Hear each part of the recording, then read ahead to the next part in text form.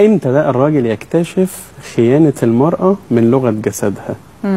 لما أكلها الشايط يزيد، زي ما انت قلت كده، المحروق. مش أكلي أنا اللي شايط، بقول لك في ناس عارفين إن يا ستي مش مشكلة. لا لا لا. لما تعور نفسها كتير وهي في المطبخ يعني، ولا في نفسها بشكل عام؟ لما تبوظ شعرها كتير وهي بتكويه، لما تغير هدوم كتير في نفس اللحظة أو تلبسها غير متوافقة، حالة الارتباك العام.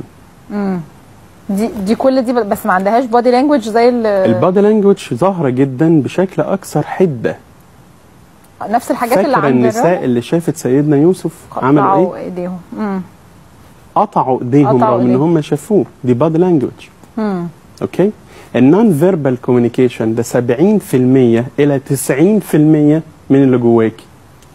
الفيربال كوميونيكيشن الكلام اللي بقوله ده 10% فقط. 10% فقط.